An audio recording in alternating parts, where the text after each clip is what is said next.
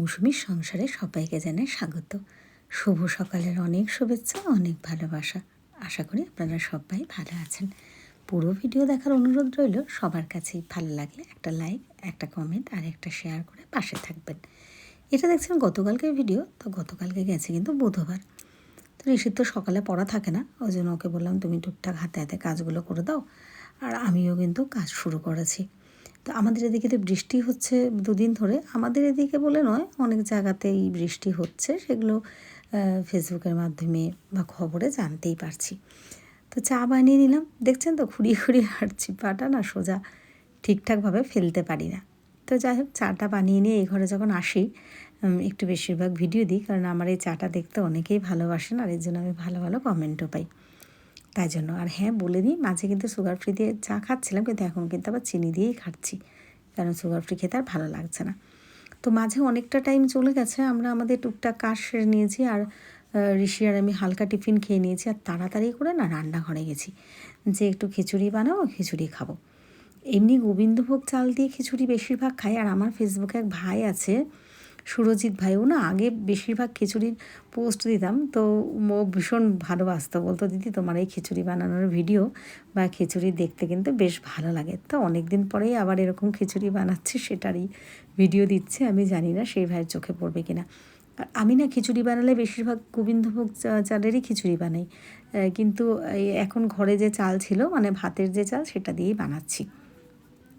তো একটু বানিয়ে নিলাম, আর পাঁপড় ভাজা বানিয়ে নিচ্ছে। আর দেখেছি সর্ষের তেল দিয়ে যে জিরেটা ভাজলাম, একদম অল্প একটু দিয়েছি, কারণ ঘিটা একটু বেশি করেই দিয়েছি। ঘিটা রয়েছে ঘরে, আনা ছিল, তার মধ্যেই তো পাটা এরকম হলো, তো জিনিসগুলো রয়ে গেছে, তাই ভাবলাম যে যে জিনিসগুলো আগের থেকে রয়ে গেছে সেইগুলোই তাড়াতাড়ি করে শেষ করব।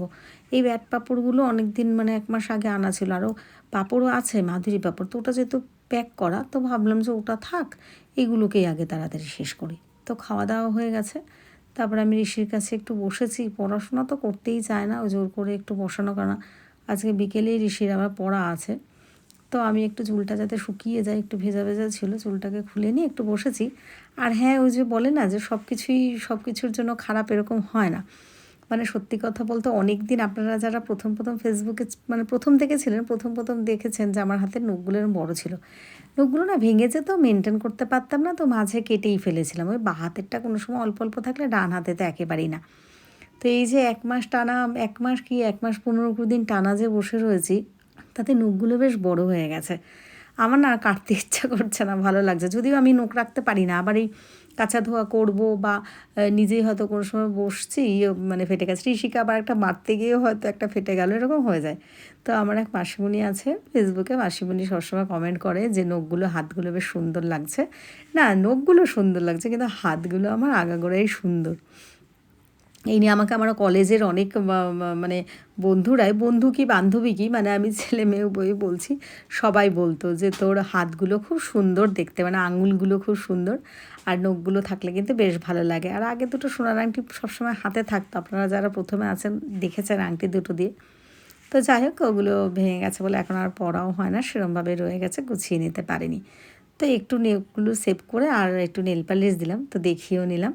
আর ঋষি আবার আঁকা নিয়ে বসেছিল, তো এই যে এই কুরকুরে প্যাকেটটা সেদিনকে খেয়েছিল, তো বলছে যে মা তাহলে আমি এই আঁকাটা আঁকি। তো বললাম চলো ঠিক আছে, এঁকে নাও। তো এরপরে কিন্তু সন্ধ্যার টাইমটা অনেকটা চলে গেছে, কারণ ঋষি পড়তে গেছে, এসেছে, খাবার দাবার তো যেহেতু খিচুড়ি ছিল, আমি বললাম কি আর কিছু খাবো না, ও খিচুড়ি খেয়ে নেবো। তো বললাম ঋষিকে গরম করতে ওই ঘরে যাবো। ঋষি বললো মা জলের মধ্যে আর যেতে হবে না। তো আমাদের খাওয়া দাওয়া হয়ে গেছে, আমি একটু বাইরে আসলাম, আস্তে আস্তে পা চেপে চেপে, যে একটু দেখি উঠান যেটুকুনি আছে আমাদের, ওখানটা দাঁড়িয়ে একটু দেখি। তো একটু ভিডিও করে নিয়ে ঘরে আসলাম। ঋষি ওষুধ দিচ্ছে, খেয়ে তারপরে কিন্তু আমরা শুয়ে পড়বো। তো আজকের ভিডিওটা কেমন লাগলো একটা লাইক কমেন্ট করে জানাবেন। সবাই ভালো থাকবেন, সুস্থ থাকবেন, এইভাবে আমাদের পাশে থাকবেন। চোখ রাখুন পরের ভিডিও।